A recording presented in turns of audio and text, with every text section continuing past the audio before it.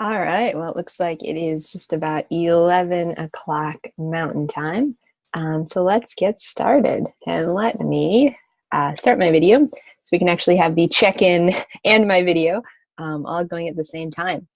So welcome everyone. Welcome, this is DES 104, Introduction to Image Editing Basics, or something to that nature. I feel like the quote-unquote official name of this course is always kind of something that I think we've been a little back and forth on. At least I know I certainly have.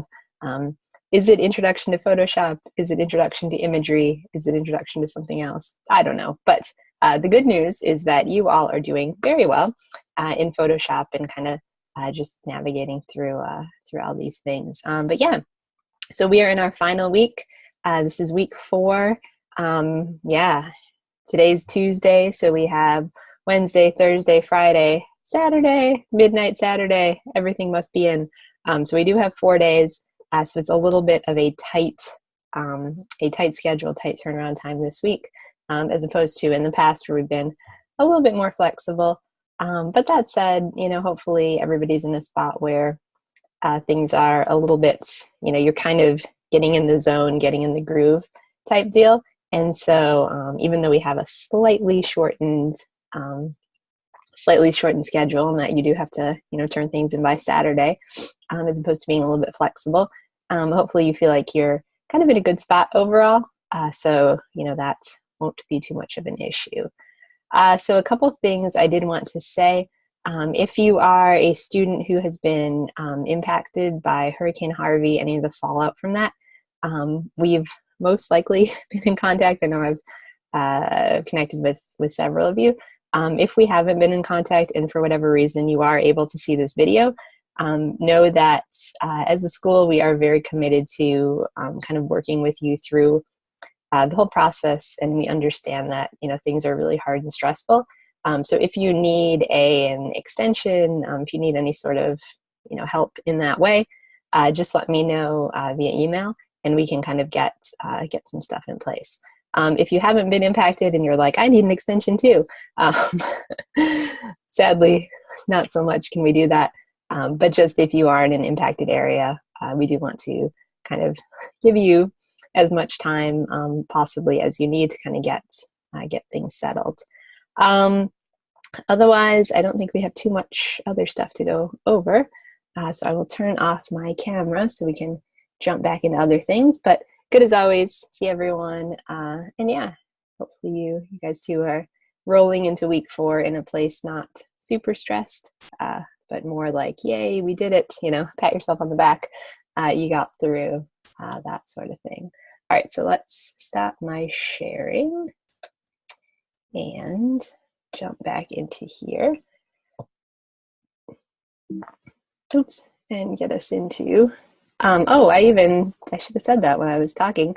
How's everybody doing who's here? I know we have a very, we have a healthy turnout, which is quite nice. And thank you guys too for being somewhat accommodating with the slight shift in scheduling.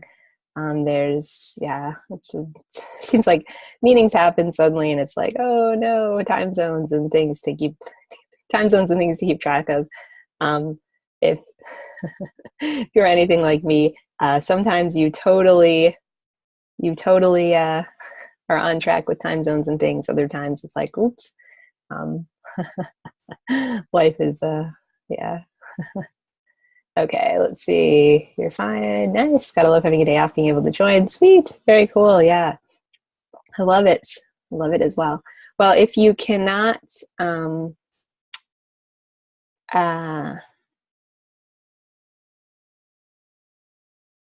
if you are not able to be here in person, sorry, I'm reading the chat box and trying to talk at the same time. Obviously not working. If you can't be here in person, if you are watching via video, welcome as well. Know that we do miss you, but glad you can join us. And as always, if you have any questions, feel free to reach out to me and let me know. Okay, so let's find my cursor. So our agenda today, again, one of the fairly light and yet deceptively light agendas, because we will be taking probably most of the class period. So we're going to talk about posters, kind of what that looks like, how to really kind of conceptualize what you're going to be making for assessment 4. And then we are going to dig into assessment 4 itself. I'm going to do a demo. And if you have taken a peek into announcements, you will notice that there is a new announcement all about like, hey, here's this folder of assets. And if you want to make a poster like this, feel free to. So I am actually going to demo how to do that. And we'll talk a bit more about what that folder of assets is and what it's all about, and how you too could perhaps benefit from it in some pretty good ways. The one thing that we are also going to do, which is not on here, is just take a peek at the different assignments that came in for week 3. If you don't remember, week 3 was the photo compositing exercise, where you were basically taking an animal, a background, a hat, and a prop, and kind of putting them all together into a great composition. And I will just say I loved what you guys turned in. Literally yesterday morning as I was grading all of them, I was like opening them and laughing and like smiling the whole time, which most likely reflected everyone's grades as well, that I was in a very positive mental state. But yeah, I mean, they were just so fun. And so hopefully, if you created one of the ones that was shown, hopefully you had just as much fun making it as I did looking at it. If you haven't done it yet, seriously, this was like, you will see what your peers have made. And it's so fun, such cool stuff. So for you guys who were here or who are here in the class, did you kind of enjoy that assignment? Was it really fun, or is it just my own wacky sense of humor that thought it was amazing? Or did you two have fun?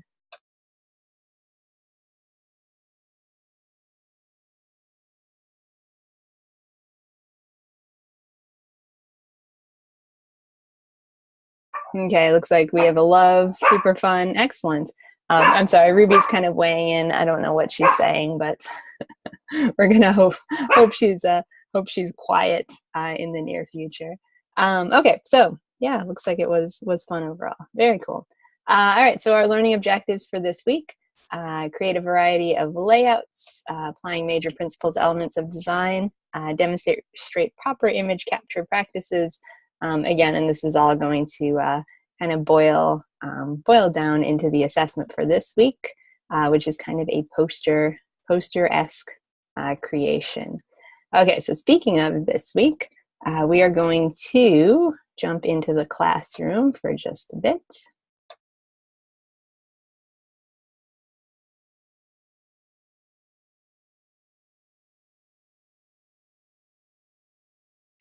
Okay, so let's find the classroom so we can jump into it. Okay, so here's our classroom, which has probably felt extremely familiar since we've had our time together. We're going to go to week 4, and one thing I do want to point out and encourage you to take advantage of as much as possible, sooner than later, all of these sorts of things, is the career integration quiz. So you'll see it here under week 4, career integration. A few of you have actually already completed it, which is fabulous. But basically what this is, you guys have probably seen this in your other courses, is kind of old hat.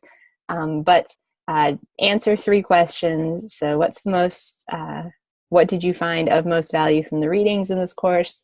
What did you find of most value in the lectures? And what did you find of most value in the assignments? This is, there's things like you need to have this many words, whatever. I don't really care too much as far as what your word count is, but I do care that you do it. And I care for a couple reasons. So probably the most basic is that it is 15 points. And for many of you, 15 points could like nudge you up a grade, could nudge you to a plus from a minus, it could have that kind of impact. And then kind of the deeper level is that as we are creating courses here, we are always constantly kind of looking to see what works, looking to student feedback, looking to see how we can make this the best experience for you guys. And so we look at these and we see what's working. I look at these and I see what you liked in the lectures. I look at these and I see what you didn't like in the lectures. Last mod, I got a very pointed, like, I didn't like this, I didn't like this, I didn't like this.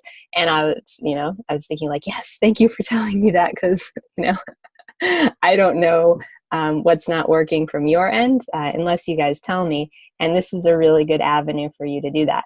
So please take time to do this. Like I said, it doesn't have to be anything, super complicated, or you don't have to put a lot of pressure into what you're writing, but just kind of reflectively answer, what worked for you, what didn't, what did you connect with, all those sorts of things. And you can feel free to be negative if you want to, because I think that, as in anything, it's great to be told that we're good at stuff, but when we hear like this isn't working as well as it could, then we know how to step it up and really kind of serve what we're doing, and we get better as well. So career integration, please, please, please make time to do this.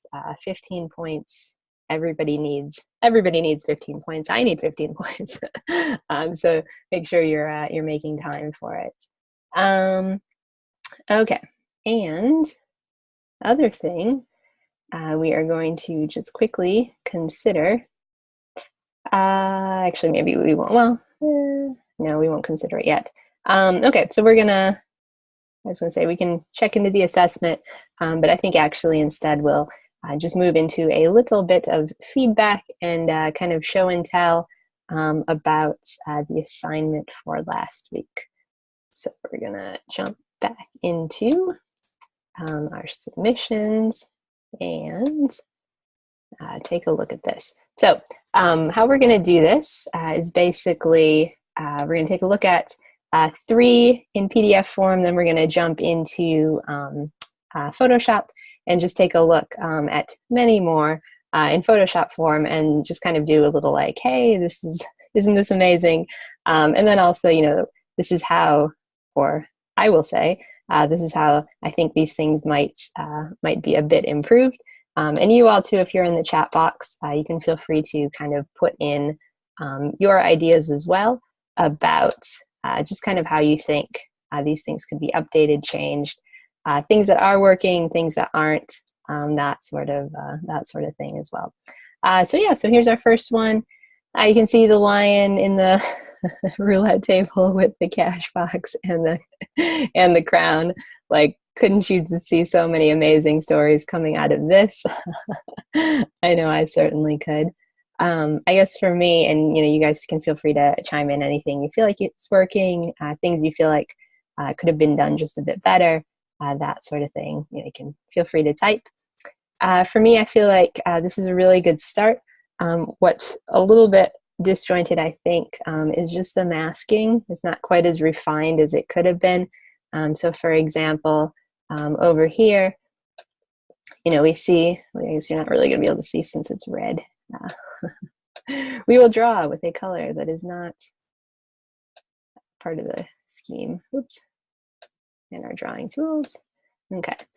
So yeah, kind of over here, it's just a little bit of a jaggedy edge. So when you are working in Photoshop, which we'll take a look at when we jump over there, make sure that once you mask a shape, you're also taking the time to go back in, and if you need to repair the mask in any way, just make sure that you do that, because this is the first time you guys are doing this, so I'm not expecting the perfect crop and kind of the perfect cut, but just clean up the edges a little bit, and it's a pretty easy thing to do. Again, over here, you just see a little bit of background elements to things, so maybe just cut it a little closer. This box looks like it would have been a great thing to mask using the pen tool. So it's kind of got the straight edges, so that might have been a good way to cut it just a bit closer. And then the other thing is to just be mindful of how your pieces are fitting together. I actually, perspective-wise, it's a little wacky that he's in the roulette table, but I don't know that it really bothers me too much, because it's a wacky image anyway. But it seems like it would be great if this would have just been masked out as well. So you would kind of see the table coming through and kind of see these different channels, and maybe then there could be fur over here. So it's just that kind of that next step of, once you have, you've done the hard stuff of masking, you've done the hard stuff of kind of putting everything together, but then taking that step back and saying, okay, what else could I do? How else could I kind of configure it? And see what you can come up with. So it's the hardest stuff is the masking, but then it's also sometimes you have to remember to kind of go back and look big picture, because especially when you mask, you get so like picky detailed. So so it's always kind of that tension of going back and forth. Okay, so here we have the kitten wearing the crown, drinking tea on a porch. Like, what? Oh, it's so wonderful, and it's so crazy at the same time. It's cute, yes, yeah, isn't it? It's totally cute. I think this is between the lion and this one. It's like the exotic felines, doing interesting things. So for me, again, this one, I think this actually, the mask on the cat is very, very nice. It looks like the student used a fairly kind of soft, feathery brush to get that kind of bleedy, well, not bleeding, but kind of just a soft edge. And that's actually a very good thing to do with any animals that have fur, just because it's not quite as kind of cut and dry. It's a little bit more kind of soft and integrated. The crown, not quite working as well. It feels a little, it feels a little jaggedy, and like, hats off, to you, to whoever did this for doing a crown, mostly because it is a tricky thing with all those angles. But I kind of feel like it's just a little bit on the heavy side. So maybe thinking about how you could kind of just maybe lighten that a bit more. Maybe use a masking brush like with the cat, same kind of thing. And then this cup too feels a little like it's just floating a bit. And I think what actually might work is, if it was just slightly smaller and maybe even just positioned, kind of like over here. Because it's a little odd that the cat's, kind of coming out of the fence, or I'm sorry, out of the floorboards. But it kind of actually really works with where the shadow placement is. So I feel like if you just kind of moved the cup over, just compositionally, it would feel a little bit more kind of connected. Or if you even, and you can see with this cup, you're kind of seeing into it, whereas with the cat, you're kind of seeing the cat in kind of front facing. So if you had found a cup, perhaps it was just, this angle that you were seeing it, I think that might be a bit better as well. So it's all about kind of the perspective and the angles. So let's see, making the crown smaller would help with the heaviness. Yeah, that's actually a really good point. Because if you have it like positioned kind of right between the cat's ears, like, yeah, that would be a really good, a good way to kind of deal with the balance overall. But yeah, so I mean, it's a fun piece. And again, just like with the lion, like you've done the heavy lifting. Now it's just taking these little elements and kind of stepping back and saying, how can I get them really dialed in, really kind of dialed down into something else. All right, so here's another one. Let's zoom it out just a touch. A falcon wearing a hat at a diner. I think I wrongfully called this an owl when I was giving the student feedback, but it's large bird of prey. I feel like this is like, for whatever reason, I'm getting like if Indiana Jones were a bird taking a drink break at like In-N-Out Burger. Like, I just want to hear the backstory. I want to hear what he's seen and what he's been doing, and even more how he's going to actually sip and not like crush that straw in his beak. But yeah, so anyway, this one's very, very nicely done. Everything from just the way the hat is fitting. So this is a really nice mindful attention to kind of masking out a little piece so that it actually fits on his head. And then feathers, really great. And then this too, kind of how the glass and the straw are, it's all in proportion. It all feels like, it feels like it's connected. It feels like it's together. And as crazy as it sounds, it looks very natural until you kind of step back and are like, wait, what? What's going on with this?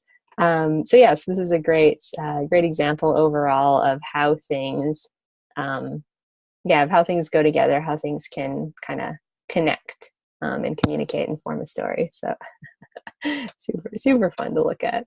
Okay, so we're going to jump into Photoshop and just take a look at a couple in here. And the benefit of looking at these is that we can also just take a peek at the masks. And so for those of you who have completed this assignment already, I think it's kind of cool to see like how other people construct their documents. And for those of you who haven't completed your assignment yet, this just gives you a little window, like, okay, it sounds really complicated, it sounds really hard, but maybe it's not, like everybody's doing it, you can do it too, type deal, type encouragement. Okay, so first one, we have the happy birthday dog. So fun, holding the bone.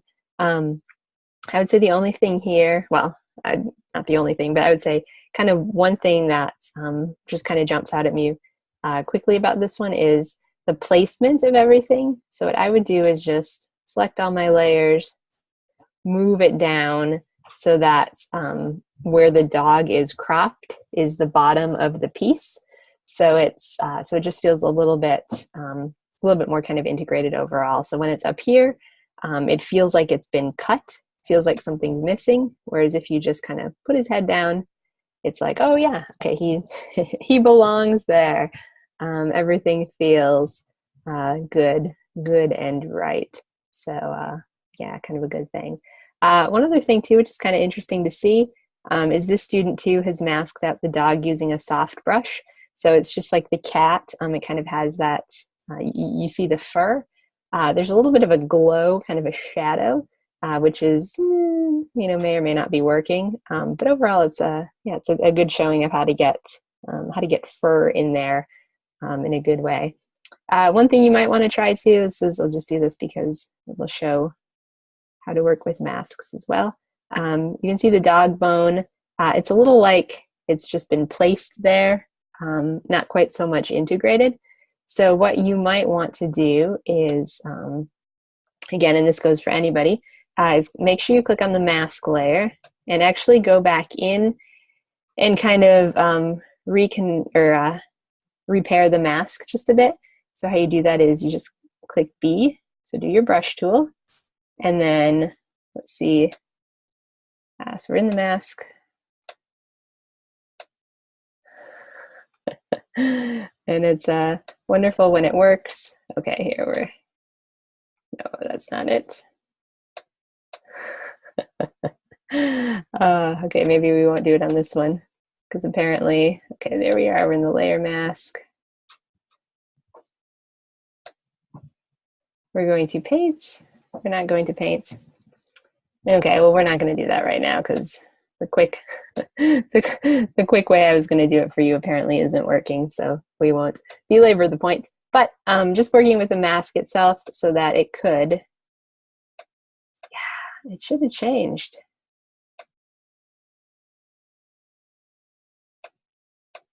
Come on, all right, yeah, no. We won't troubleshoot it at the moment. But so anyways, you can always just go in and rebrush the mask so that you either see more of the image underneath or see less depending on what's there. So, okay, so move on to the next one, which of course now all in my head I'm thinking is, gotta stop sharing for a second so I can see if I can figure it out. Since the design life is one of constant troubleshooting. All right, so next one, Panda singing on American Idol with a microphone and a little halo showing up underneath. Again, so great, so creative.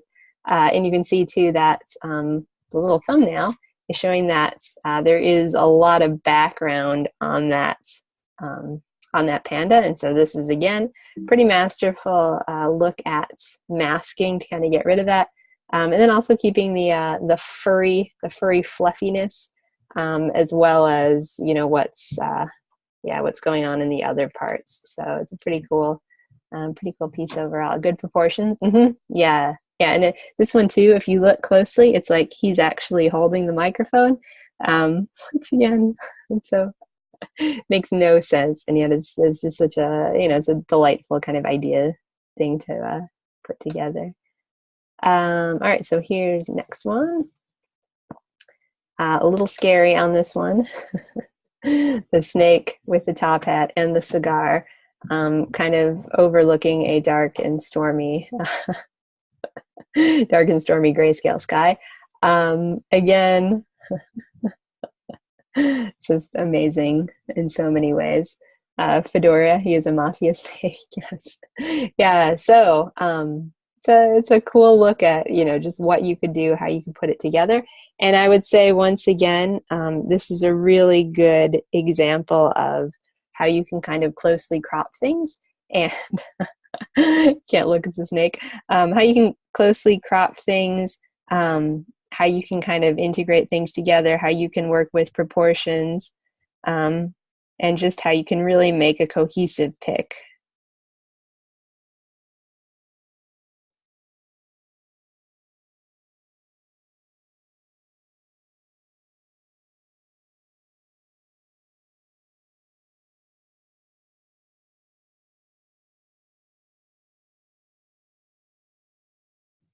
Oops, sorry, I feel like something just happened with my sound a little bit. But yeah, hopefully you guys can still hear me. Yeah, so just kind of how you put all those pieces together. And I think too in this one, what I actually really appreciate is just the color scheme. So it's yeah, there's been a nice sense of kind of balancing of the different elements and pieces together. So it's a fun combo. All right, so here's another one. A puppy on the dance floor with a clock or with a pocket watch and excuse me, and a hat. So this is a little like Cinderella to me, the fairy god puppy or something like that. Again, looks great. How everything is integrated is really working well. And I like that he's almost kind of stopped mid stride, as we've just caught him on the dance floor doing something. I kind of wonder where everybody else is, but excuse me, overall I think it's working quite well. And again, masterful masking around the dog. It looks like in the little thumbnail that I see, he had a white background. So white on white, whew, that's a toughie. Because it's hard to find those edges, but yeah, you did a really good job, and I like the feel overall. So you going from the snake to the puppy, like, ooh, what kind of animal fest is happening. All right, here's another example, and this one I kind of want to draw your attention, especially to the layers panel, to just see how many adjustment layers have been applied. So we can kind of go through and see, like, if we took off these adjustments, like, what would we see? This one, the hamburger is super bright, but because this student desaturated, really fits in a lot better. Kind of the just kind of a white mask layer applied here, like the light from the windows is coming in. Let's see, this has something in it? Maybe. Yeah, I don't know what that is, but that's okay. But yeah, so overall these adjustments, oh, there it is, hue saturation on the hat. The adjustments really are adding a sense of cohesiveness amongst the different elements. And this student was clearly very mindful of, what the atmosphere looks like, how light would hit the polar bear, what the hamburger would look like, even how the hamburger kind of fits into the mouth,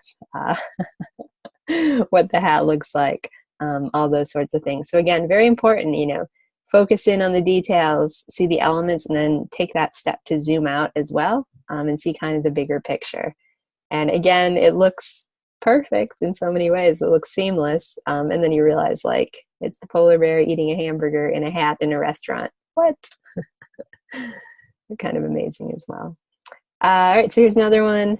Gorilla looking extremely studious.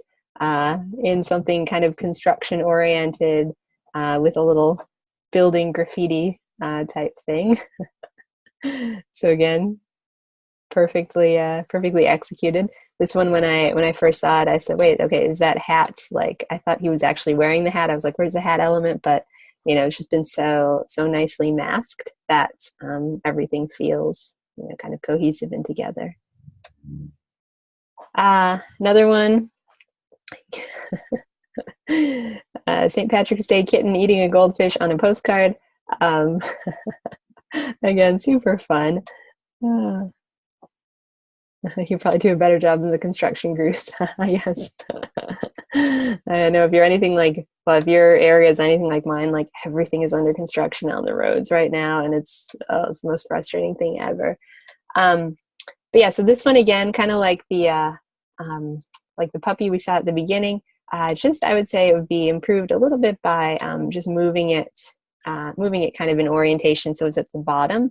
Mostly because when a picture is cropped, it feels like it's cropped if you see the bottom of it, but it feels natural if the bottom of the picture just starts with the bottom of whatever your canvas is. So kind of a good thing, kind of a good thing to keep in mind. If you don't have all the information about a picture, if you don't have a complete something, it really doesn't matter.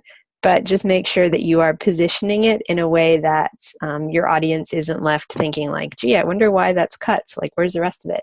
No, if you just have it in a logical spot, it's better.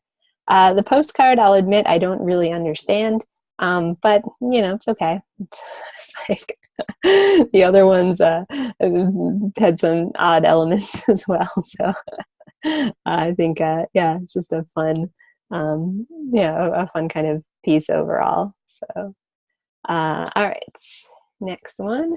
Now I am a true ninja.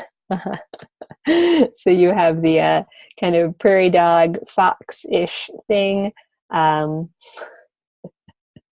doing some ninja work underground in the sewers, and a thing happening. Red panda. You think, oh yeah, I'm trying to talk in place what it might be.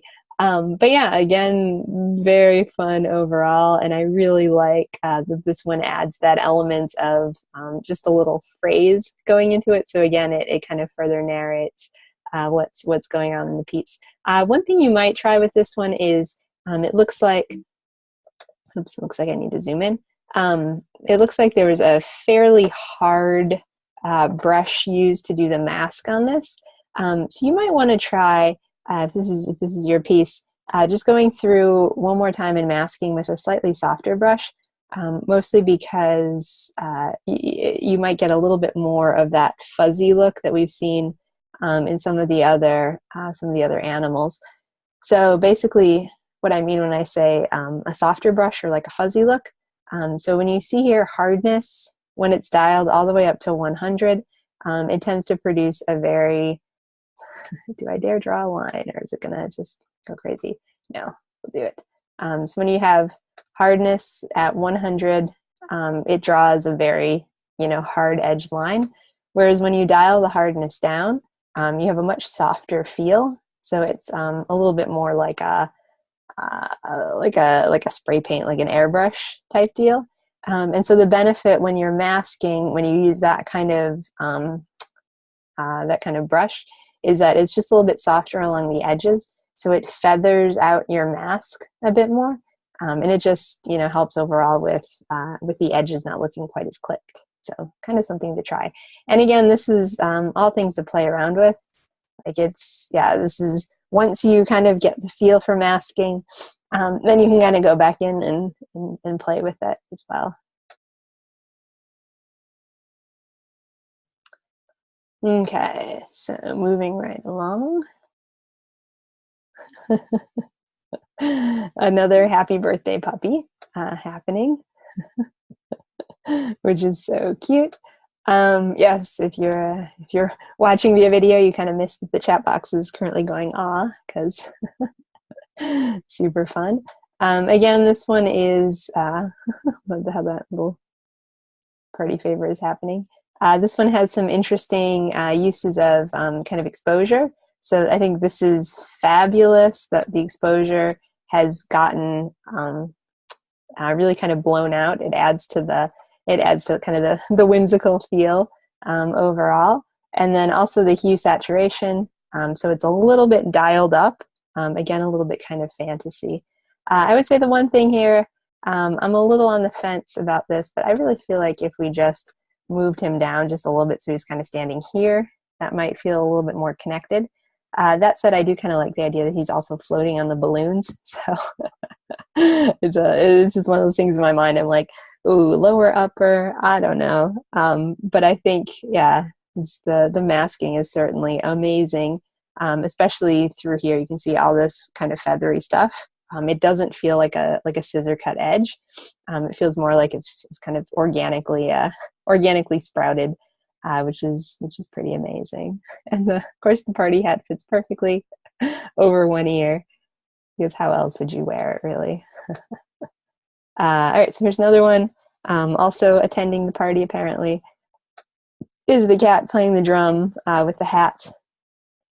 You can see here the cat is a little bit not quite as closely trimmed as it could be. And again, I think that this is the result of just, using a slightly hard brush. So if you tried a softer brush there, you might be able to just clip a little bit closer into what's going on. So just kind of go back through there. But it's fun overall. And then also just the sizing of the hat. It's a little, feels just a touch big.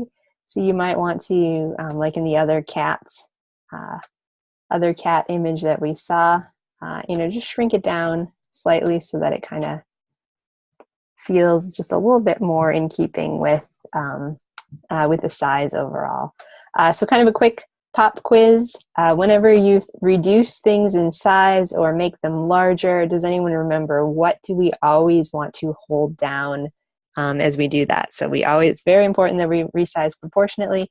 If we don't, we end up with something like that, or if we make something smaller, we end up with something like this. Totally extreme, but turns into a birthday pizza slice. Shift key, yes, exactly. We always want to hold down shift. So click, drag, shift. Just get into doing that. Just in your head, as far as what you do. Okay, so speaking of things that are ridiculously cute, a little puppy wearing a crown, holding a rose in a park. I got nothing other than, aw, he's so cute. It's like The Bachelor meets, cute, tiny, fuzzy puppies.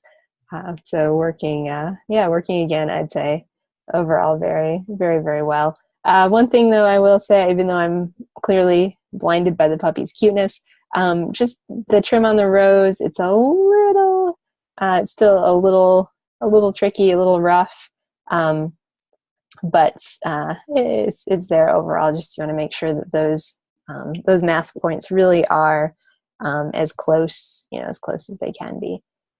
Let's see, crop the top to bring focus to the puppy. Yeah, that seems like another thing that would be a nice idea, is just to bring in a little bit less floral, a little bit more kind of main event. And speaking of cropping, that's something we haven't talked about, but we can just get that in there, get a little quick in. So this tool here is the crop tool. So you just click on it, and then it's super easy, because then you can just drag.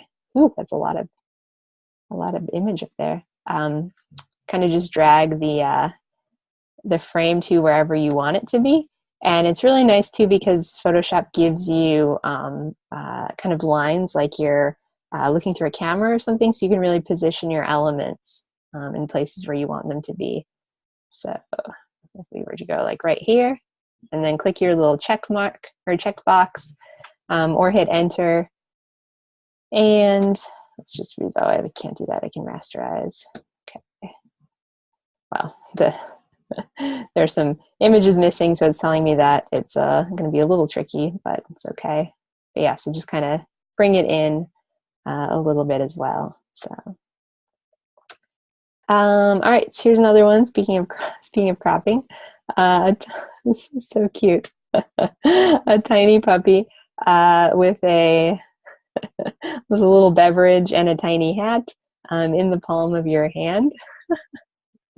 It's so cute, and yet it makes zero sense, but it's okay. This one I thought I did like it. Tiny, I would have liked it maybe just a touch bigger, so it was just a little bit more obvious as to what it was. But you know, it is kind of what it is. It's a nice crop and a nice piece, you know, kind of overall. What is the puppy doing? Why is it so small? Who knows? But again, kind of fun. Here's one more. Turtle, or I guess, yeah, it looks like a sea turtle with a hat and a pipe in the desert. It looks like he's kind of swimming in sand in many ways, which is kind of fun. But yeah, very nicely cropped, and kind of interesting how the different pieces are coming together. There's a little part of me that kind of wishes that he also had a little pool, just because I feel like he needs some water, but all just part of the story. So. All right, and last but not least, we have a kitten wearing a hat being kissed by a butterfly, gathering flowers. And again, the cool thing about this one is you can see hue saturation. These different butterflies have, and even the hat, things have been changed in some pretty remarkable ways, just really kind of customized to turn the picture from somewhat generic gathered elements to something that really feel like they have a pretty strong overall composition. So it really is, yeah, it's working in a very fun way. And I like too that the butterflies are kind of repeating in the background. So these two are elements that have been placed. So it's not, and you can see this one's actually been color balanced to change. So it's not like, you know, those were just in the picture, but again, the student chose to really go through and customize and turn this into something that's really their own, as opposed to just being kind of assembled elements.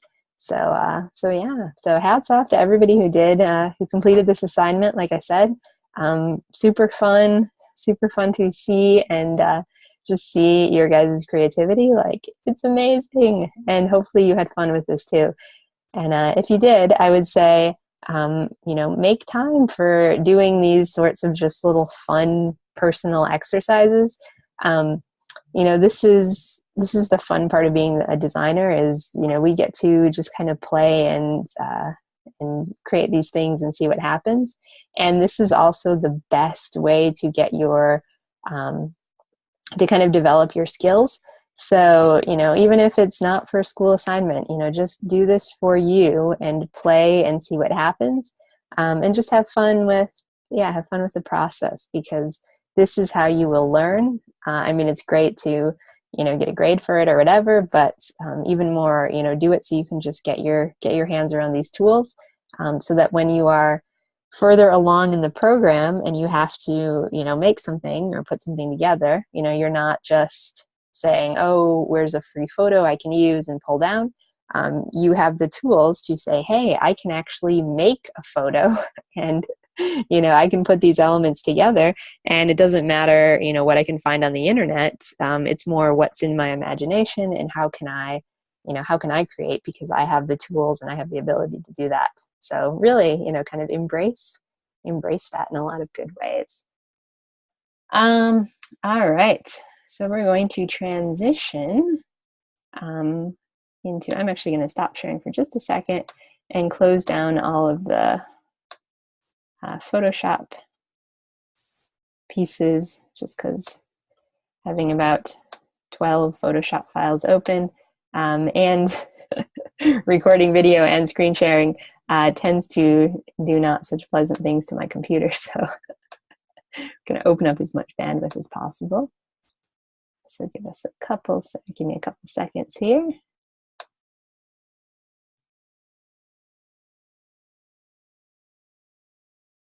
Okay. Oops, Zoom.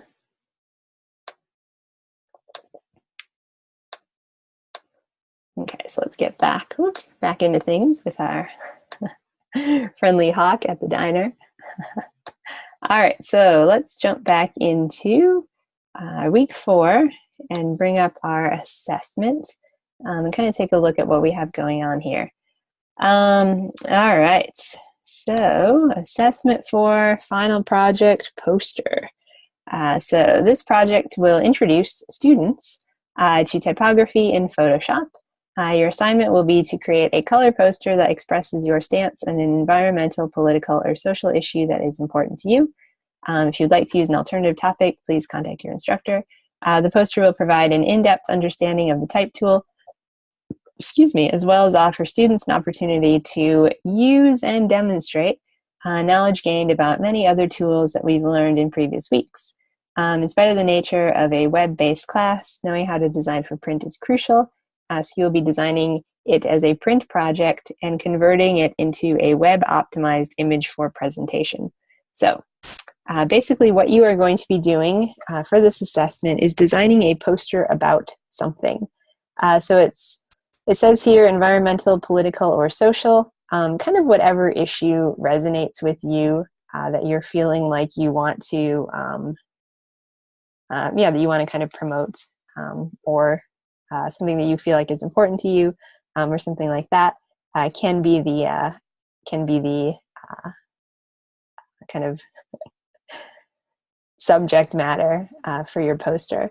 So here's a website, some important design tips about designing a poster. Kind of the important things to keep in mind that you'll see on this site, and then we're also going to talk about as I do the demo, is that posters that are most effective really have a very clear kind of focal point, like they have one thing happening in them, maybe two, and they don't have a lot of excess kind of stuff, noise, other things going on. So you really want to, when you design your poster, you really want to think simplicity. So kind of what's the thing that you want to kind of promote? What do you want to make your focus? How can you really streamline every other element? And it's kind of a nice thing too, because when you design simply, it means that you don't have to put in as many pieces. So simple design always tends to be a bit easier to produce as well. And it's a win for everyone because when you design simply, it's just easier to engage with, it's easier to look at. Your audience looks at what you're showing them and instantly takes away the message that you want them to. So these are great.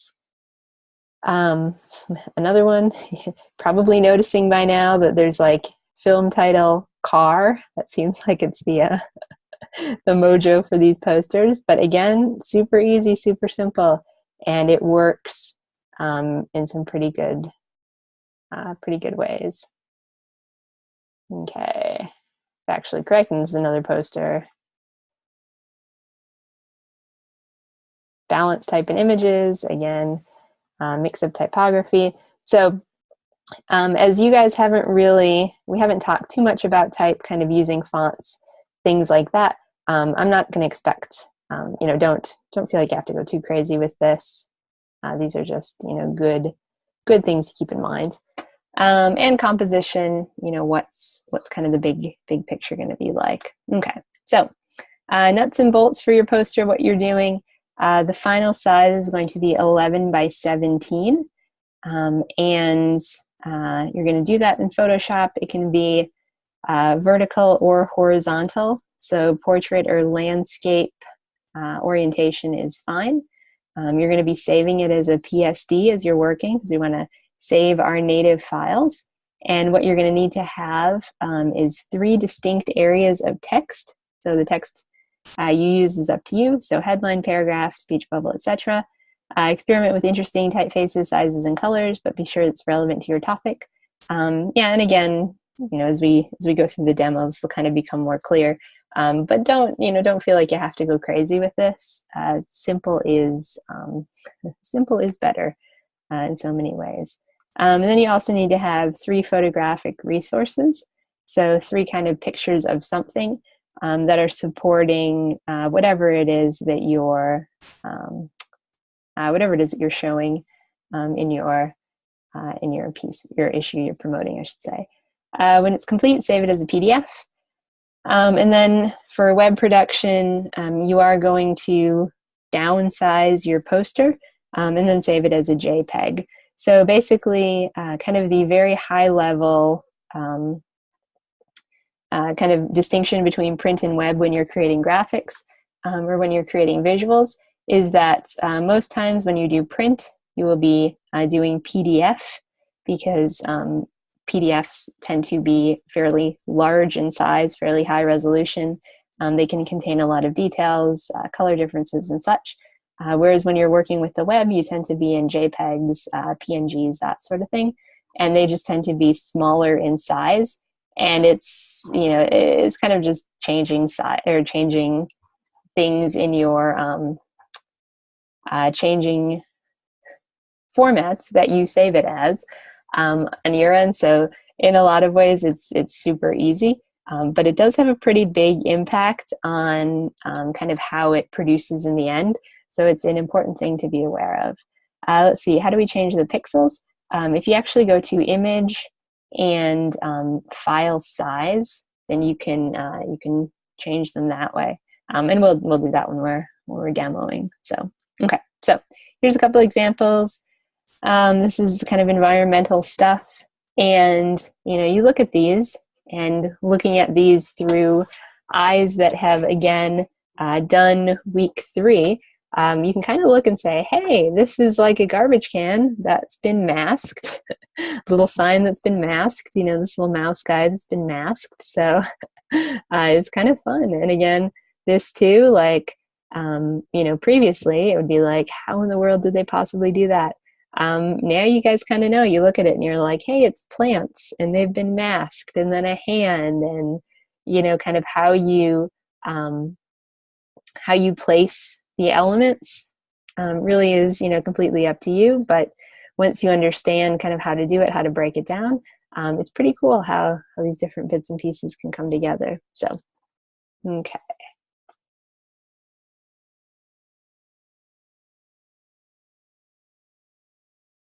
So let's go back here. So high level, you're going to make a poster about an issue, three images, 3 blocks of text, and you should be good. All right, so here's where things get a little bit more either interesting or or not, depending on what you're thinking.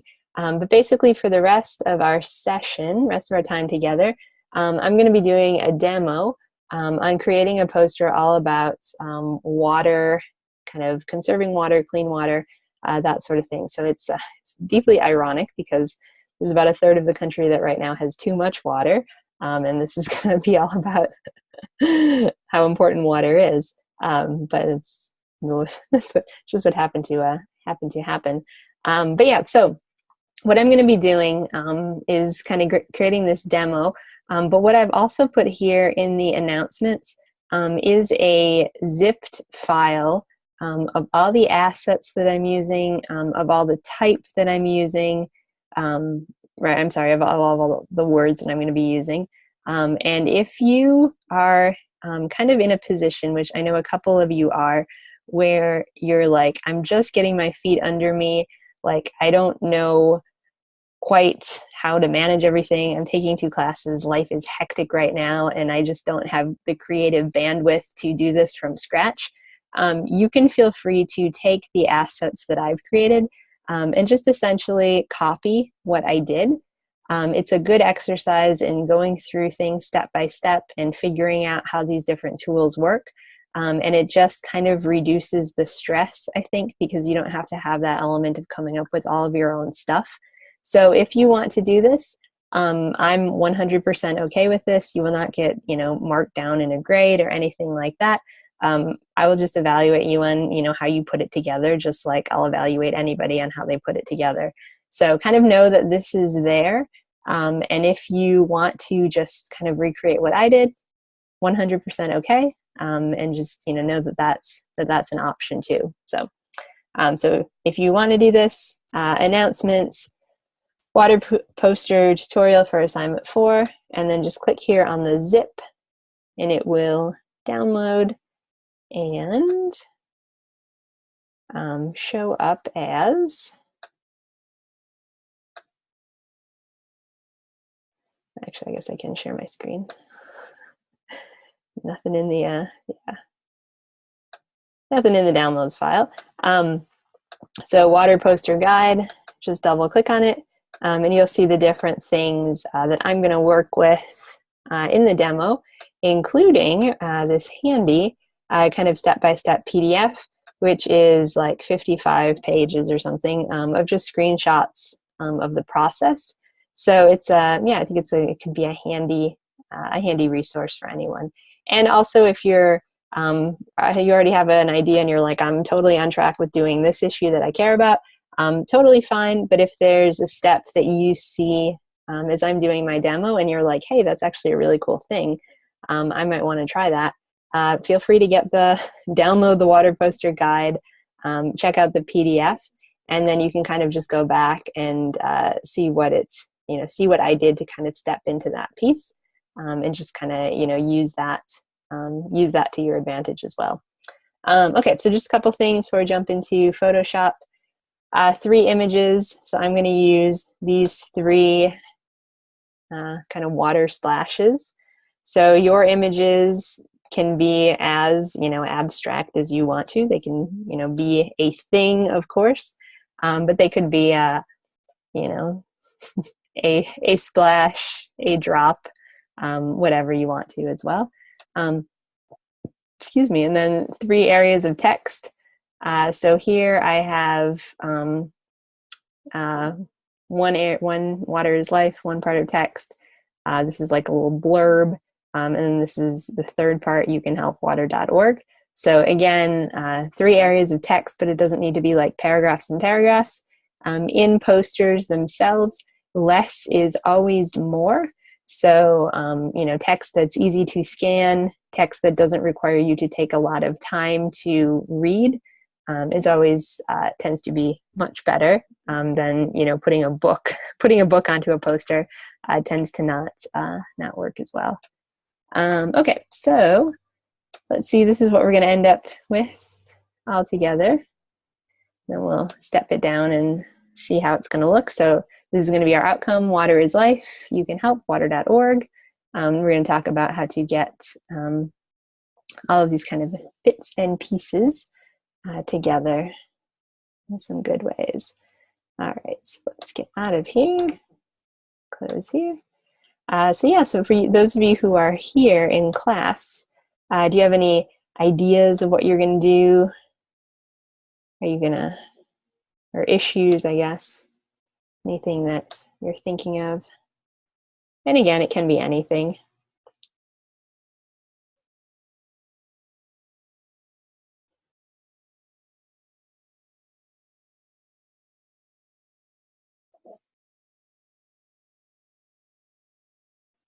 Okay, let's see, marine debris. Ooh, that's a good one. Whew, and that's a big one as well. There's a really great company called United by Blue, and they're like a clothing outdoorsy type company. And every time you make a purchase with them, I think every item you purchase or something, they commit to removing a pound of kind of trash debris from waterways. And it's a really cool company, and they have really cool stuff. It's very well designed. And it's one of those like design and social good. So always, everybody wins in a lot of ways. So yeah, United by Blue. Good to check it out. All right, so we're gonna start by looking at how we create our documents in Photoshop. So again, we're just gonna come to File. I'm gonna just click on New. We could also come to File and New. And we wanna make sure width is set to 11. Height is set to 17. I'm going to go vertical instead of horizontal, but you could do either one. And then I think we were setting this to CMYK. and resolution 300. So we're just going to click OK, and it's going to do its thing. All right, second step, always our second step. We are going to save as. So put it on my desktop. Last name underscore assessment 4. Oops, 4. And remember, we always want to save as our Photoshop format. And this is so that we have all of our layers stay intact, so that it's not gonna, it's not gonna flatten anything. So click save, and we see it. Okay, so first thing we are going to do is actually not look at images, not drop anything in, not do any masking, whatever. But the first thing we're actually going to do is set our background.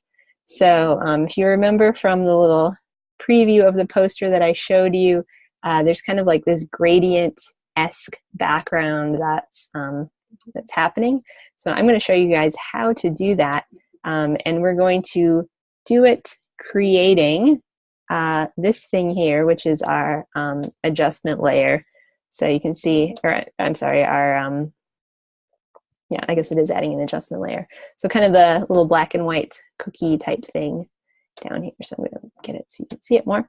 So I'm going to click on this, and basically with my background as the only layer that I have, I'm going to go to gradient, and just like that, you'll see that something's going to show up in my layers panel that says gradient fill. So this is a new adjustment layer that has a gradient on it, and we are going to make some adjustments here.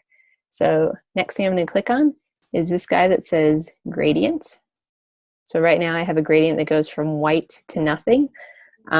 Not going to be all that impactful because the background is already white. So we're going to click here, and you can see that you have a whole bunch of different options for gradients. So what's cool when you initially open this is that you see all the different colors, and that's exciting. But what's even cooler is that you can actually go in and alter the colors, so you can tell Photoshop what color gradient you want, which is actually what we're going to be doing. So, so this one is, if you hover over it, foreground to background. So does anyone remember, where can I see my foreground and my background colors within my Photoshop setup right now? There's one spot where you can see them pretty easily. It's in something that you may, you probably do use on a everyday basis when you are in Photoshop. Does anyone remember what that is? And if you're watching via video, you can still wonder. Give a guess.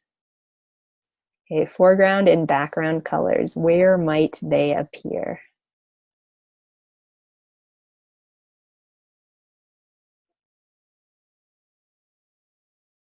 Okay, if you're thinking, they appear in your toolbar right down here. You are correct. So always your foreground and background colors show up over here. So this gradient feature is telling you that whatever you have set as your foreground background, that's kind of what's going to show up as your gradients. So this one is foreground to transparent. This is black, white. These are, red, green, that sort of thing. Transparent, two folds gradient, all that good stuff. So we're going to click on this one, which is foreground to background. And you'll see that when we do that, it's going to give us the foreground to background on our layer itself. So if we clicked on this one, it would do this. This one, you just kind of click through and see what these are doing. Which, how cool is that? Like tropical sunset. Okay, so we're on this one. So foreground to background, and we can actually further customize it by telling Photoshop what colors we want for both the foreground and the background. And this is super, super cool. So we're just going to click here, once again, on the gradient. And, okay, so we're here. We're going to click on the gradient. And then we get to the gradient editor. And what we're going to do next is change the colors of these little stops for the gradient. So right now, when I say stops, I mean these little squares that are they look like little houses, for lack of a better term. But here's a stop, here's a stop. So it's, going from black to white. So the way that we change those is we're just going to click on it. We're going to double click. And then we have our color picker that comes up, and then we can change our color with whatever we want to do. So let me do that one more time. So I double clicked on my color stop. It brings up the color picker, and then it lets you choose a color that you want as that color stop. And so let's say I want this one. Yeah, that looks kind of good. So again, I'm thinking watery-ish. So I want kind of blues and such. Okay, so when you have something you like, and then you can, this is a slider, so you can slide this up and down. And this is a circle, so you can just kind of click and drag, and the colors change. So slide and drag. So when you have something you like, just click OK. And then same thing with this side. So if you want black, you could keep it that way. I'm going to change it. So again, double click. And then start moving it around, moving it up. And you'll see that the gradient is changing. If you want to do something crazy like brown, I don't know the brown's really that crazy of a color, but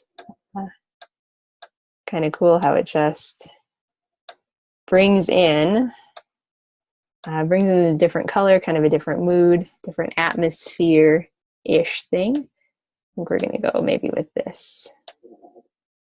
Maybe here. So, you just kind of play around. This is a bit like mixing your paints. See kind of like what you might want. It feels like it's a good feel. Okay, go with that. And I'm going to click OK. Okay, so you see now I have kind of a dark, and then I have kind of a light, and it's looking pretty cool. Okay, so next thing we're going to do is just further customize our gradients a little bit. And again, if you're like, well, I don't know if I really want to use gradients, you don't have to use gradients for your poster if you don't want to, but it is just really something to play with. And it's a really fun thing to be aware of that, this is an option, this is a tool, it's a tool in your tool belt. So you never know if you want to use it. Okay, so right now we have gradient type solid. So it's just a solid flow of gradient from kind of front to back, looking good. So we're going to keep that. We could do noise if we wanted it to be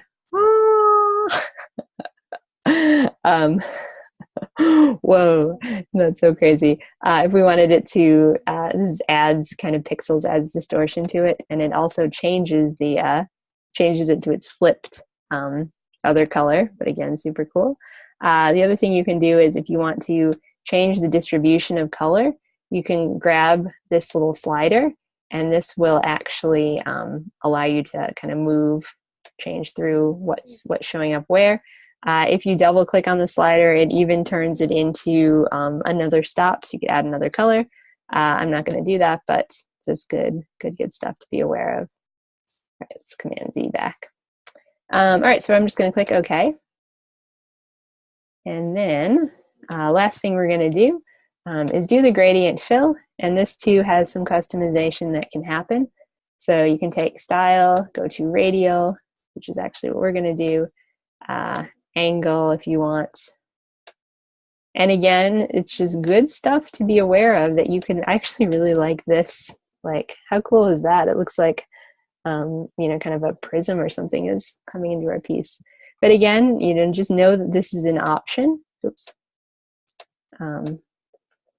See kind of what might happen. Whew, that's kind of fun too. So we're going to go to radial because I want kind of that like little floaty thing in the middle, because it's going to kind of be my globe, so to speak. You could also do reverse, which is actually kind of cool. I might even like that better. Dither, see if that does anything.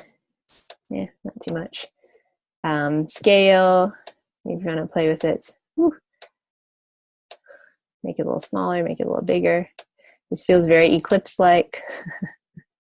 angle. You guys can play with that too, see what happens. So again, with so much of Photoshop, it's all, there's these tools will act in a certain way, but there's so much play with it that you really, if you have the ability, you can, kind of, and then you can click and drag, move it around, just get in there and, just see what could happen, see what these different pieces do, because you never really know unless you do it. You can know in your head, but it's not nearly as fun as actually trying and seeing what's going to happen. Okay, so I created a radial gradient. I played with scale a little bit. I played with angle a little bit. Kind of cool stuff all around. And now I'm going to hit OK. And you'll see that we have our gradient fill now as its own layer. And suddenly, it looks like we've created like a glowy sun orb-ish type thing, which is kind of cool. Okay, so we're going to keep on moving. And what I'm going to do next is add a shape. So again, for you guys, we covered shapes week 1, and everybody was making shapes with their wallpaper, having fun with it. So, possibly this is something you can bring in.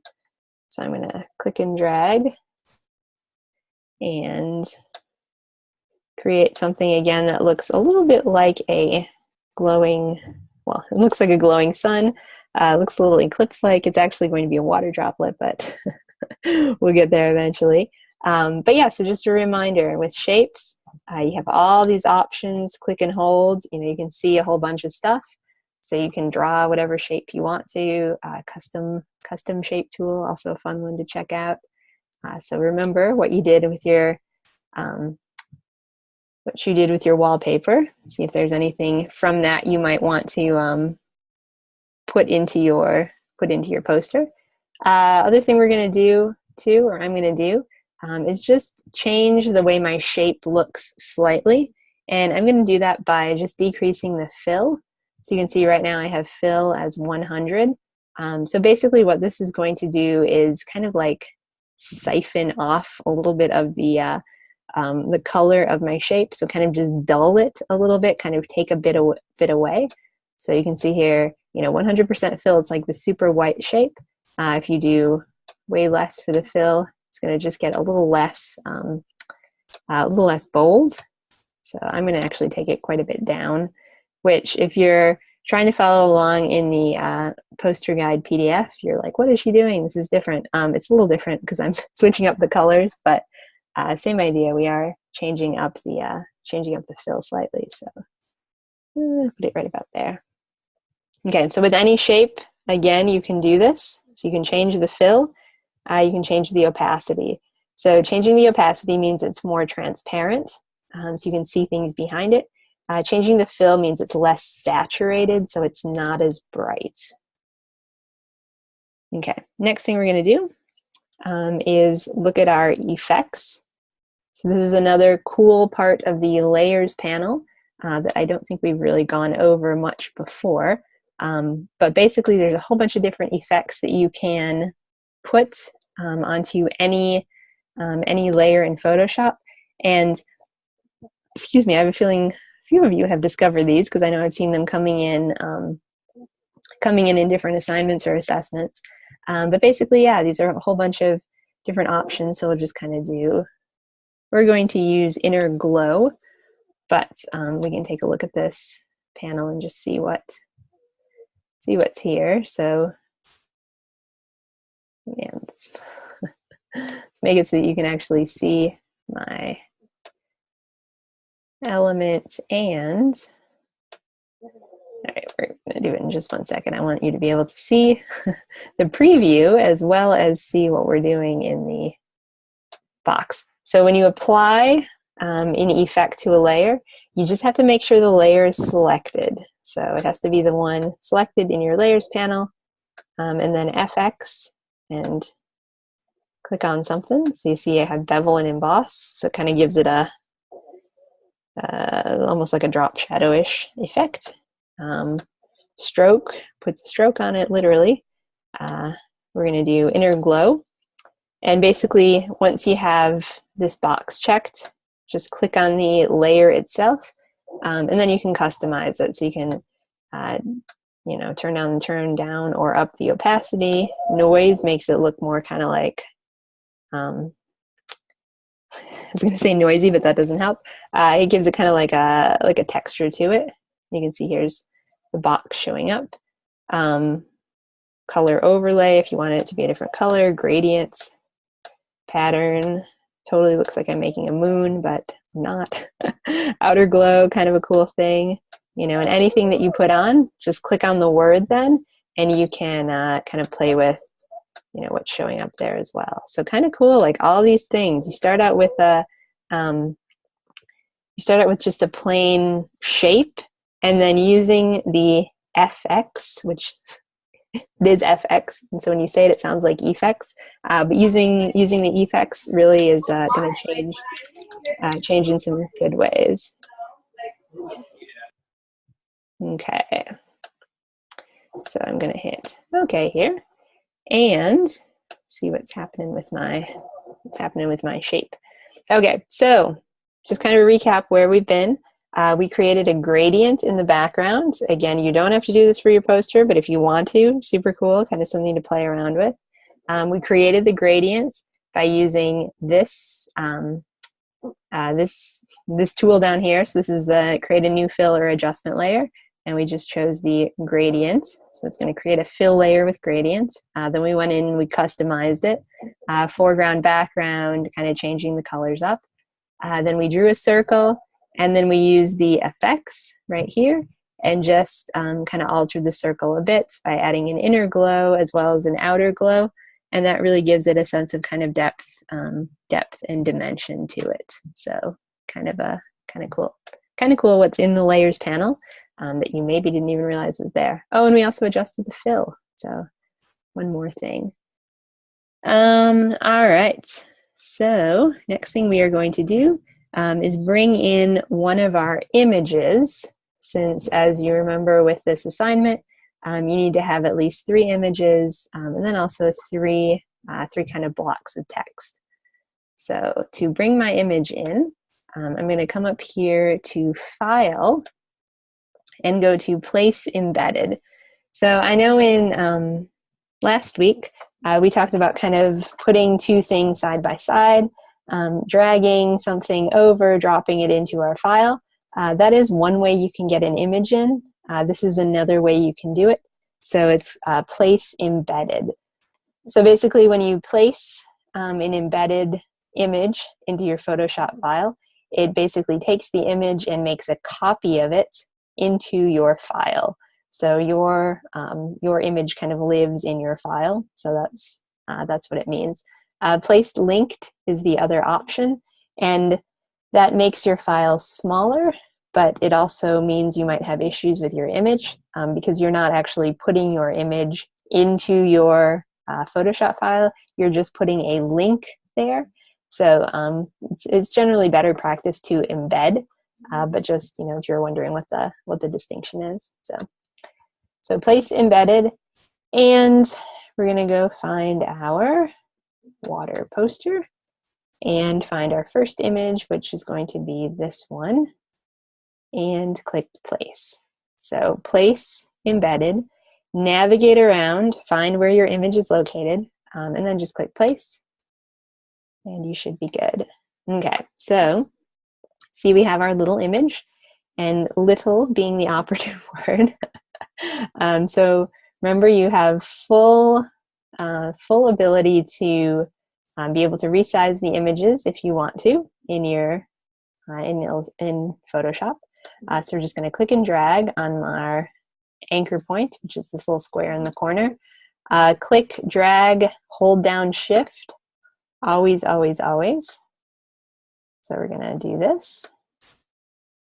And when you have your image in a size that you like, you can hit either Enter or click this little check mark, whatever you want, and it places the image. And you'll see here it's placed into our layers panel. Okay, so last week I showed you all the really good ways to deal with images in a clean manner. We talked about how to mask, how to preserve pixels, how to always make sure that you have something to go back to should you need it. This week, I'm actually going to show you something else. And I'm going to show you the opposite of that, which is what's known as dirty image manipulation, because we are actually going to go in and destroy pixels. So last week, my goal was to get you guys to the point where you realize that never a good idea to destroy pixels. This week, I'm going to show you the opposite.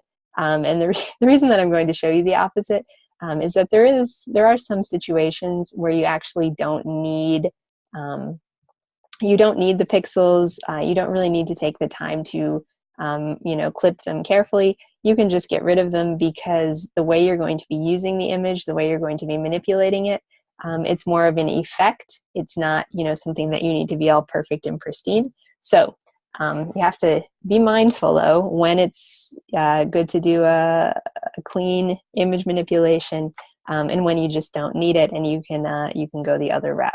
So how we're going to do that is use this tool over here, which is called the Magic Eraser tool. So here's the eraser tool, and I think last week we even said, like, never erase.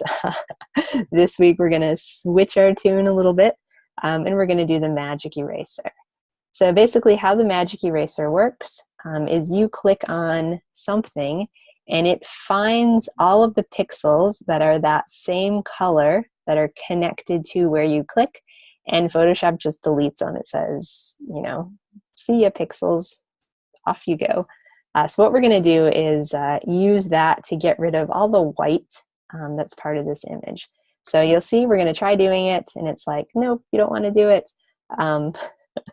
Don't do it. It doesn't want you to do it. You can just rasterize the image. So what that means is just flattening it, and that's fine. So click OK. And then we're going to click somewhere on the white and just watch what's going to happen. Oh, all the white disappears, which is amazing. And so much easier than if you were going in and trying to, mask and get this whole droplet and get the clean edge and all that. One hazard, so let me zoom in again so we can see it. When you magic erase, when you kind of edit in a dirty way, you get a very uneven edge most of the time. So you're going to have to, deal with that. If that's something that's okay, it's good. So it's, it's a trade-off when you're doing stuff like this. So we're going to move this, but for this it's fine, because it's about atmosphere over perfection. So we're just going to make this a little bit bigger. I want the idea to be a bit like I'm making a water droplet. So I want the water to show up in the circle. And then you'll notice it kind of fits, but not quite. And it's got some weird kind of like overhang pieces. So what I'm going to do is just use the regular eraser tool. And it operates just like a brush. So I'm just going to go through and just clean up edges a little bit. So get everything out that feels a little bit iffy.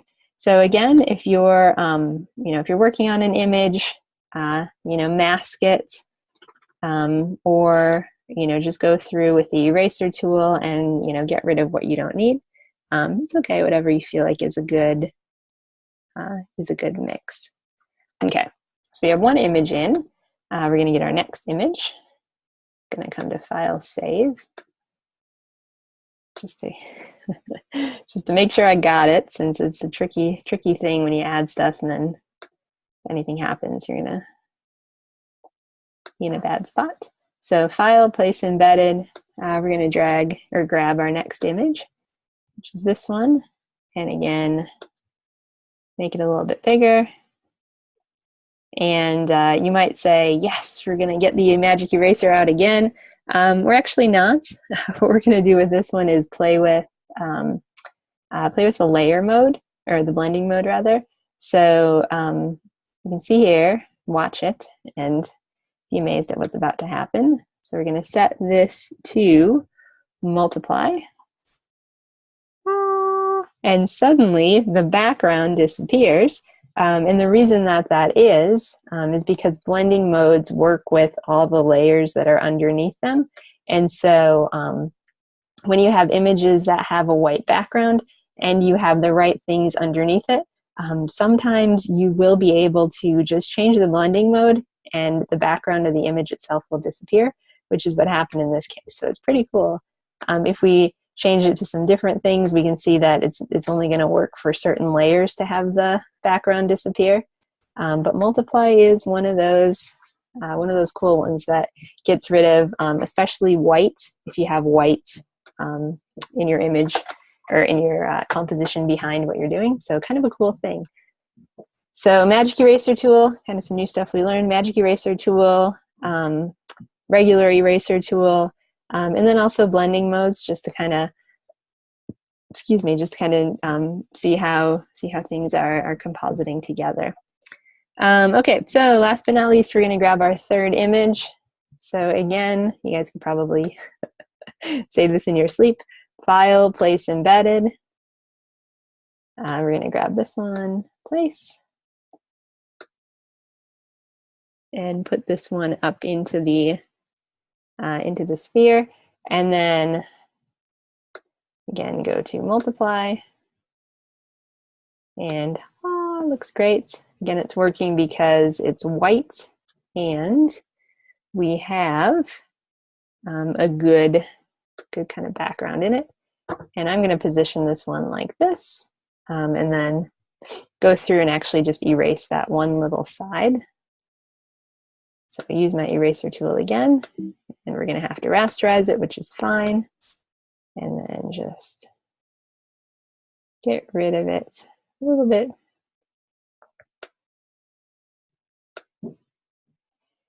And kind of flow through. Okay.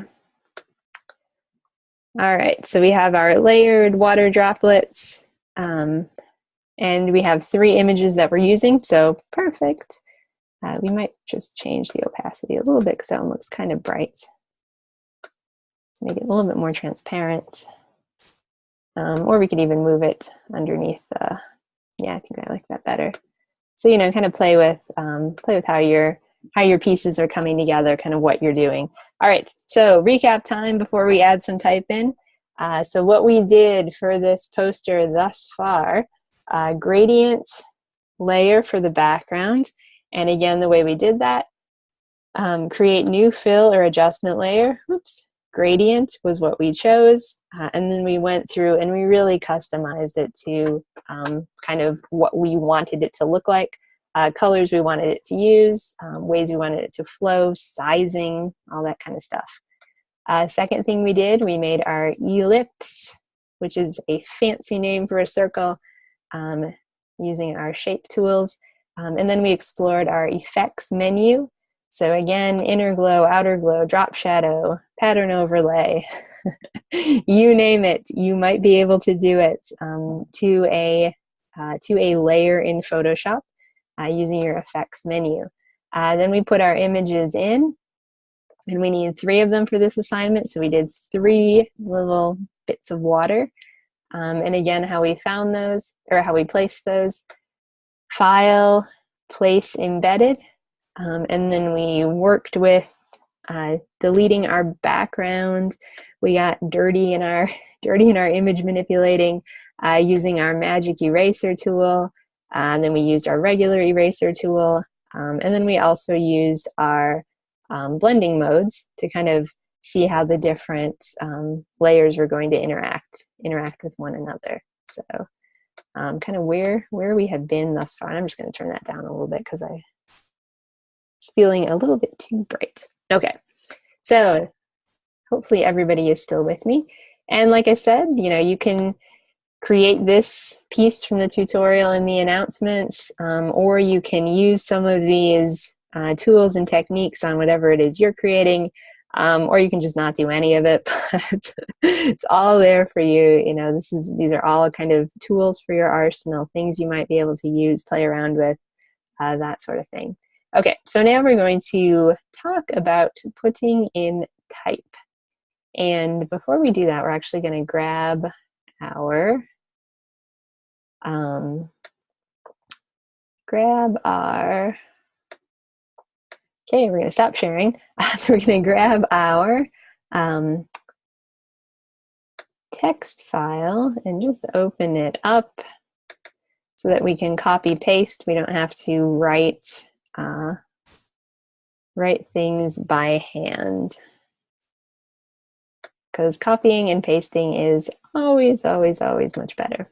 All right, so let's share my screen again. Okay, so here is the poster text, and yeah, I would recommend that if you have the ability, that you just write your text in Word first, and then copy and paste it into Photoshop. The beauty of Word is that it spell checks for you. There's nothing worse than a poster with a glaring spelling error. It just really deprofessionalizes it. And I've been there and I've made them and I feel the shame. So just believe me, let some other piece of software spell check for you. Life will be much better if you do. Okay, so we're going to start with this first one, water is life. So I just highlight it, Command or Control C, and then I'm going to come back into Photoshop, and I'm going to click on my T, my type tool, and just click once in Photoshop, and then Command V for paste. So we're creating a headline. So this is going to be like the main event that's going to tell you something. And so we created that just again. Let me do that one more time. So click on my type tool, click once in your Illustrator, in your Photoshop file, Command V, paste your content, and then we're going to work with kind of manipulating it from there. So your headline should be big, it should be bold, it should be easy to read. So far mine is big and bold, but Beverly is not an easy to read font, so I'm not going to use that. So you can see how I'm changing it though, which is something that we should go over. I just clicked and dragged to highlight it. So I'm, grabbing the, or showing it here. Let's see, Angelica says, what is the Windows equivalent of Command? Is it Control? I think. Control C, Control V, yeah. Okay, so click and drag the highlights, and then you'll see when you have your type tool selected, you can come up here and change up your font. So I'm just clicking the little down arrow, and you can see it does a live sample, which is quite nice. And I think we'll go with Acerbat because I'm kind of really feeling that at the moment. So big, bold, easy to read. And then if you need to move it at all, just click on your move tool, and then you can kind of move it around. So if you need to make it bigger, if you realize you have a misspelling, if you want to change the font, whatever, just double click again on your T in your layers panel, and you'll see it instantly highlights. And then you can change the size if you want to. You can change the font if you want to. You can also change the size by using your move tool and clicking, dragging, holding down Shift. Oops. And if you don't hold down Shift, bad things happen. It distorts. So hold down Shift, and it's just like a shape and kind of how it goes through. So when you're creating your headline, whatever your headline might be, think big, bold, easy to read, and short. So you don't want like 10 lines of text. You just want, 3 to 5 words at most. So it really stands out in a good way. Okay, so we have water is life. Next thing we're going to emphasize, you can help, and water.org. So you can help, same thing we're going to do. So copy it.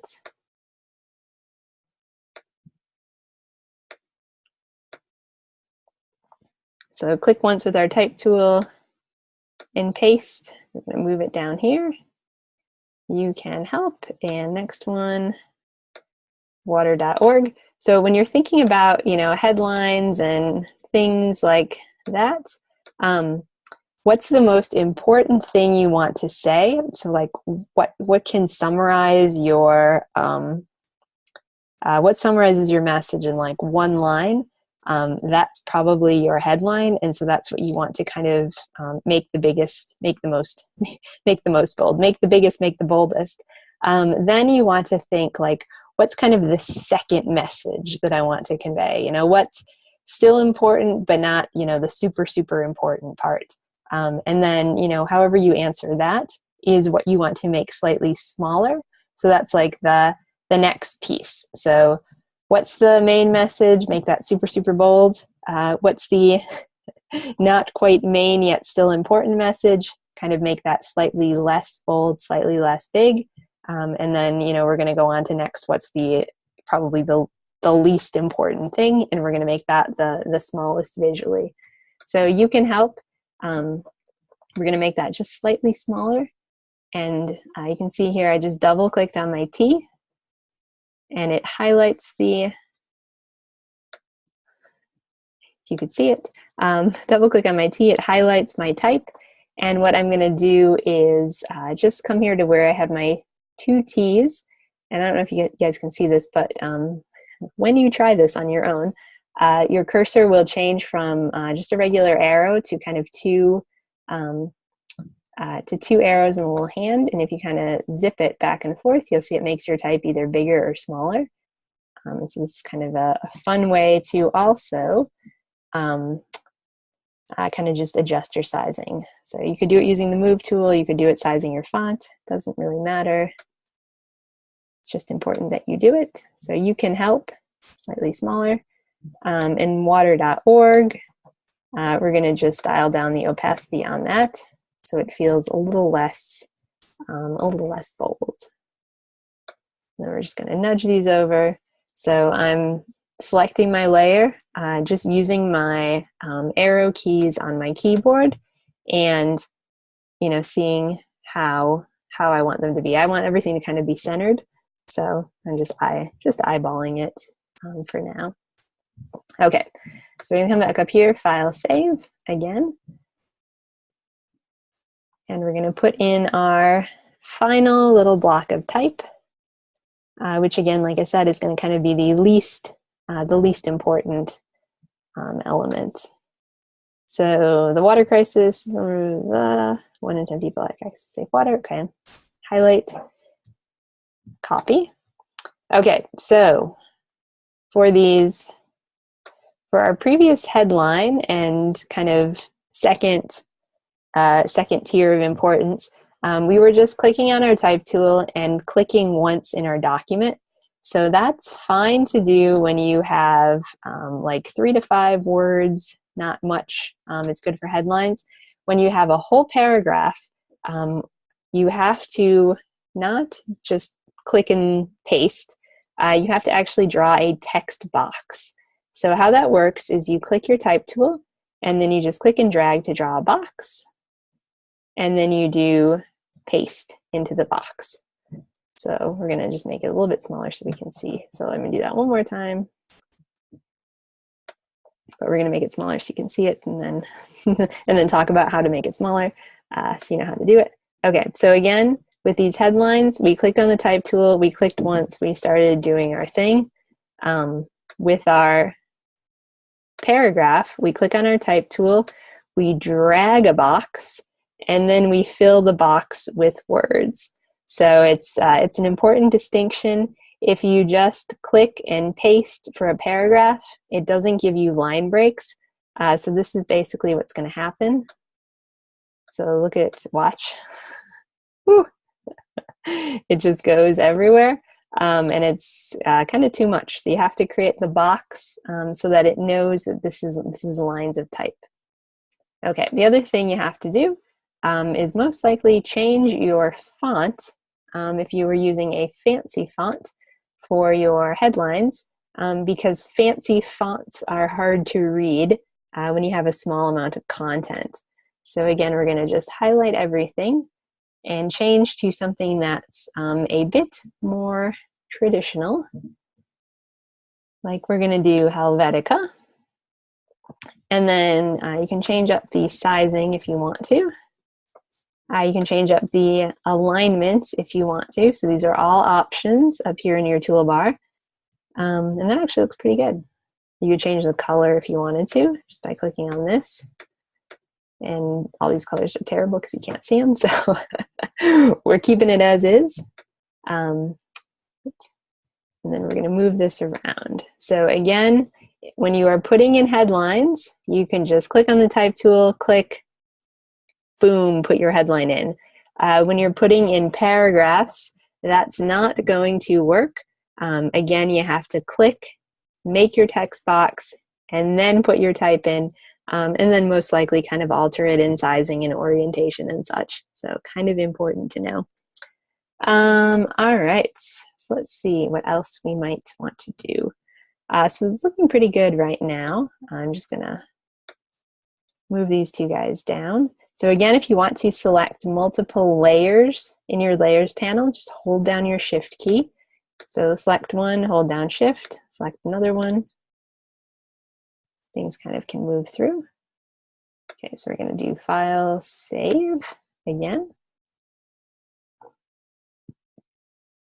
Okay. All right, so I feel like we're pretty good in what we've done.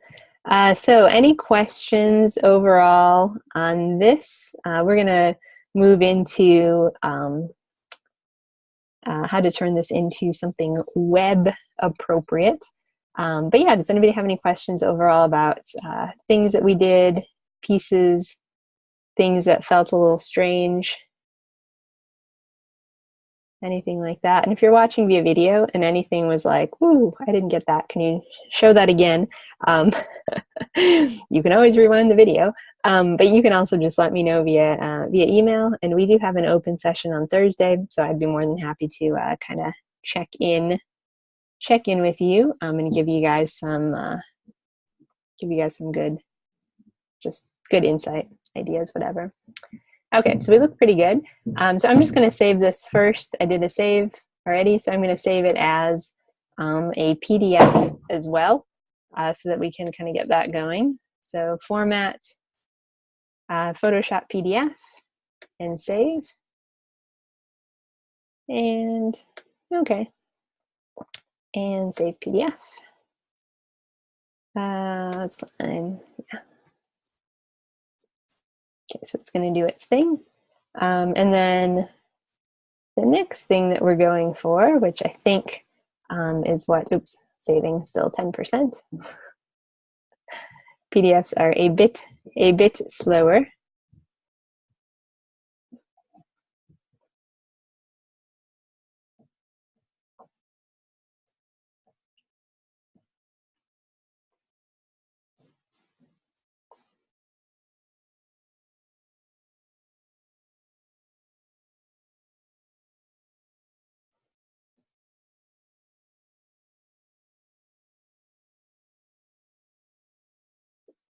Okay, 89%, just waiting. You can see it right up here. 92. This is going to be a gigantic PDF, is what it's telling me, because it's taking forever to save.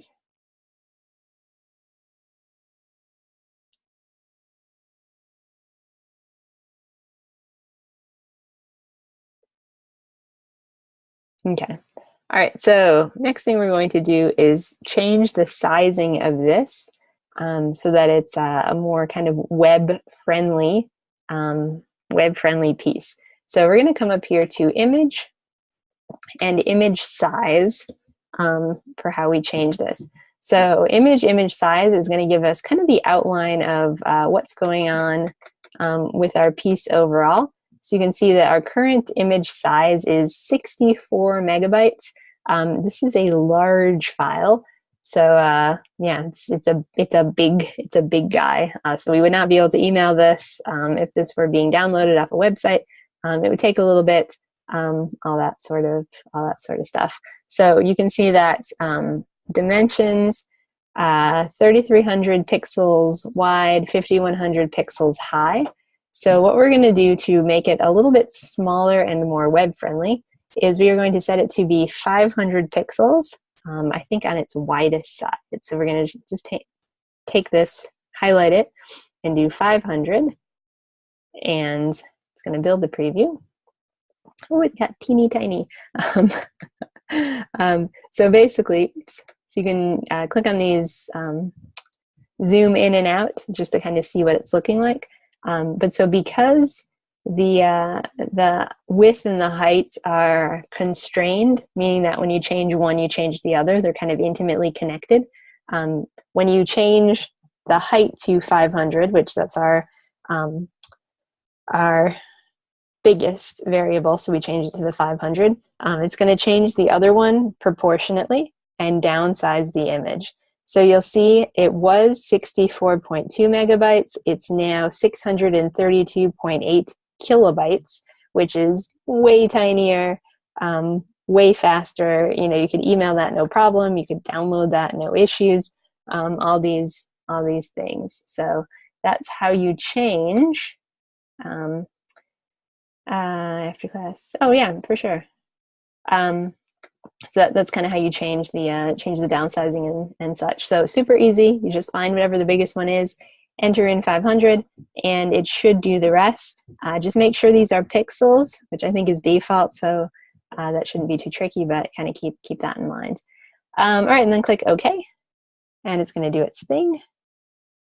And it's going to get quite a bit smaller on your screen, but it's very important that you've saved it as a PSD in its big size, saved it as a PDF in its big size, and then when you make it in its tiny size, don't save it again right away as the same stuff. Come up here and go to File, Save As, and save it as a JPEG. So the great thing about downsizing an image is it becomes very tiny. The bad thing is that if you want to, if you want to make it bigger again, it gets very blurry. So it's better if you only downsize. If you don't like downsize, upsize, you know, if you do that, it stretches it out and it loses its clarity. So we went to File, Save As, format. We're doing JPEG. We're going to hit Save and OK, and it will be a much smaller file overall. All right, and then we turn in those two, and all should be good. Okay, so that was an extremely intense demo of everything. But yeah, are you guys who are here in class, does it kind of make sense, kind of give you some ideas, kind of show you some new tools, kind of understand how to put things together? Yeah, so I mean, it really is, you know, you just have to kind of look around at posters that you see in places, perhaps on places like Pinterest.com, Google, you know, posters about insert issue, whatever you're feeling kind of passionate about. Or if you want to go the route of creating a Water is Life poster, totally cool too. You can do that, kind of customize this to however you want it to turn out. Yeah, it's good and permissible. Okay. All right. You agree about wanting help after class? For sure. Yeah. Well, we can definitely do it. All right. Well, I think we are going to finish class a little bit early, but I will stick around. I'll just stop the recording. But yeah, thank you guys again for a really great class. Hopefully, you feel like you're overwhelmed, but in a good way.